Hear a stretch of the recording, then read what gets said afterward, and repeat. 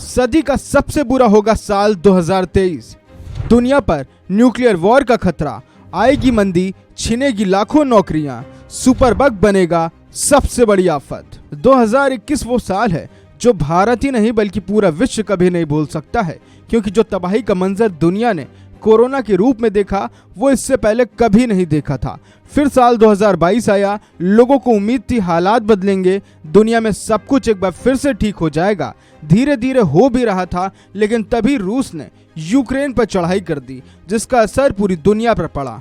24 फरवरी 2022 से शुरू हुआ युद्ध 2023 में भी जारी है। 2023 में कोरोना का भी खतरा बरकरार है। 2023 में मंदी की भी आशंका है, और तो और सुपर बग भी किसी बड़ी आफत से कम नहीं है। ऐसे में एक्सपर्ट्स का मानना है कि 21वीं सदी का सबसे बुरा साल 2023 हो सकता है। तो एक्सपर्ट्स का ऐसा मानना क्यों है, इसके इनसाइड स्टोरी बताते हैं आपको।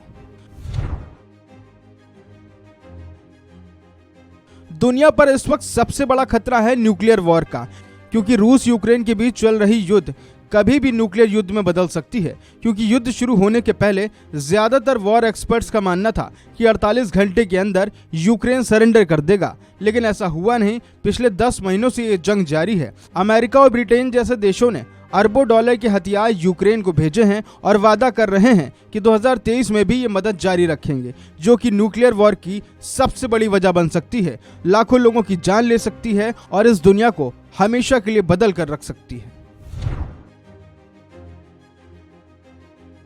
2023 इसलिए भी सदी का सबसे बुरा साल हो सकता है क्योंकि इस साल मंदी आने की आशंका है। वर्ल्ड इकोनॉमिक लीग टेबल ने कहा था कि 2022 में भले ही ग्लोबल इकोनॉमी ने $100 ट्रिलियन का आंकड़ा पार कर लिया हो, लेकिन 2023 में अगर महंगाई से लड़ने के लिए ब्याज दरें बढ़ती रहें तो 2023 में मंदी आना तय है। Centre for economic and business research यानी CEBR के मुताबिक महंगाई कंट्रोल करने के लिए ब्याज दर बढ़ाने का फॉर्मूला कई देश 2023 में भी जारी रखेंगे। अगर मंदी को सरल शब्दों में कहें तो आम आदमी की जेब में पैसों की कमी। जब जेब में पैसे नहीं होंगे तो खरीदारी कम होगी, यानी मार्केट से डिमांड का लोड घट जाएगा। डिमांड में कमी मतलब प्रोडक्शन रेट में कटौती। जब कंपनियां प्रोडक्शन कम करेंगी तो जाहिर है मैन पावर भी कम लगेगा। ऐसे में लोगों की नौकरियां लाल घेरे में आ जाएंगी और बेरोजगारी बढ़ेंगी।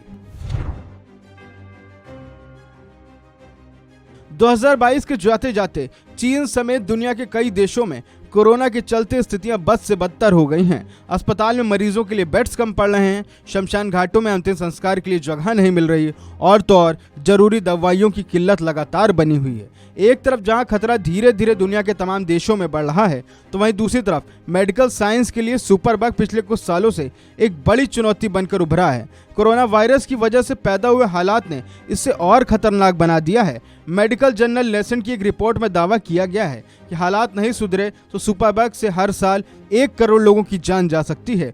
और ये सुपर बग क्या है वो भी बताते हैं आपको। दरअसल सुपर बग किसी बैक्टीरिया, वायरस और पैरासाइट का स्ट्रेन है। मान लीजिए कोविड-19 से बचने के लिए आपने वैक्सीन लगवाई। वैक्सीन का नॉर्मल बिहेवियर है कि कोविड से लड़ने की क्षमता पैदा करे, लेकिन जब कोरोना वायरस का कोई स्ट्रेन आ जाए जिस पर वैक्सीन असर ही ना करे, यानी वैक्सीन के खिलाफ वायरस एंटीबॉडी डेवलप कर ले, तो कोरोना वायरस के इस स्ट्रेन को उसका सुपर बग वर्जन कहेंगे। सुपर बग से निपटने के लिए अमेरिका जैसे देशों ने अपनी तैयारियां शुरू कर दी हैं, क्योंकि एक्सपर्ट्स का मानना है आने वाले दिनों में ये तबाही का सबसे बड़ा कारण बन सकता है। इस खबर में फिलहाल इतना ही। बाकी खबरों के लिए आप बने रहिए वन इंडिया हिंदी के साथ।